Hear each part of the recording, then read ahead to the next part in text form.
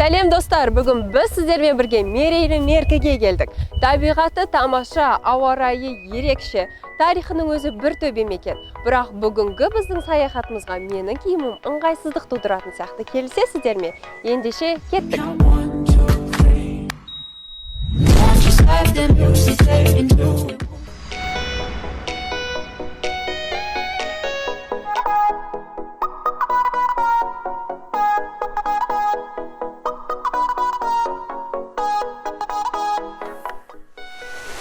Дәл қазір біз таудан сыңғырлап аққан сарқыраманың қасында тұрмыз. Сыңғырлап аққан дауыс, күннің көзі сізге ерекше энергия береді. Өзіміздің туған жеріміздегі бұндай тамаша көріністі көруге кеңес беремін.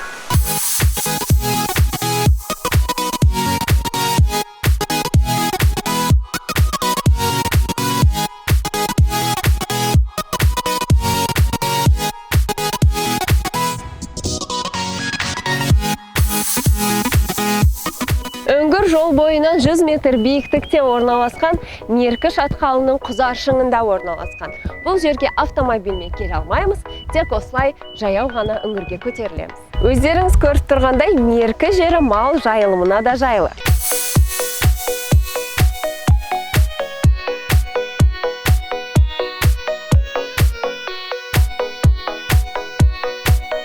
Талайды таңғалдырған Меркі шатқалындағы құпияға толы үңгір осы.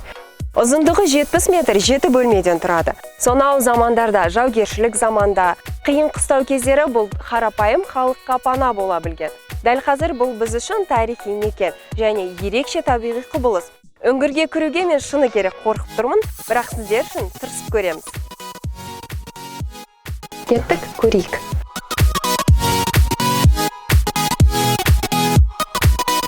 Үңгірдің қабырғасын жағалай, кіре алғанымша кірдім. Себебі ары қарай қараңғы және қорқынышты.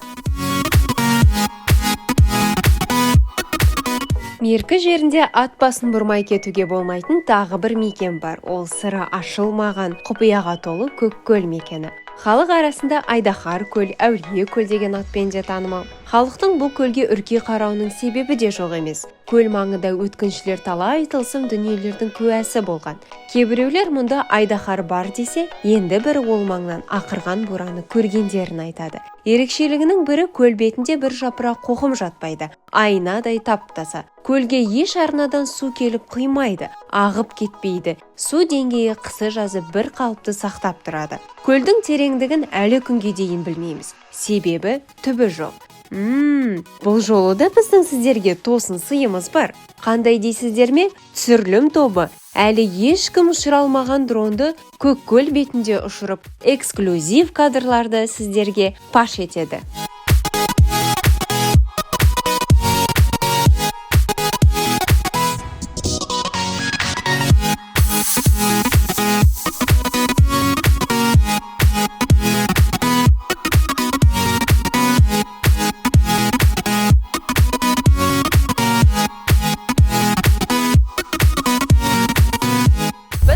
Батырдың құрметіне орнатылған кесененің қасында тұрмыз.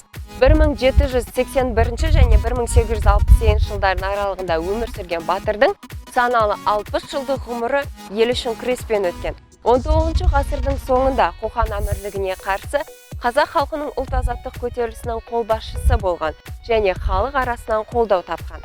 Батай бабамыз намысқой, ержүректі батыр ғана болмаған, тілге шешен сөзге тапқыр кісі болған. 2017 жылы бұл кесене Қазақстанның әулие және тарихи маңызы бар нысандар тізіміне енген.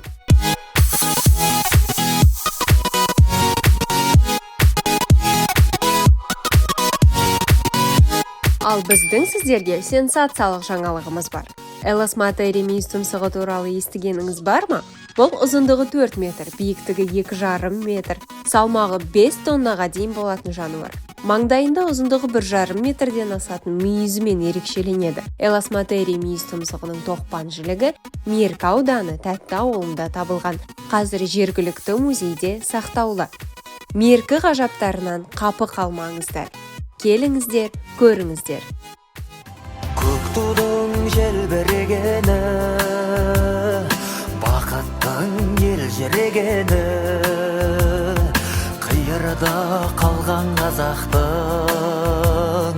көзінің мөлдірегені, көк тудың желбірегені жаныма қуат береді. Таласқа түссе жан мен ту, жан емес маған керегі, көк тудың желбірегені. Таласқа түссе жан мен ту, жан емес маған керегі, көк тудың желбірегені.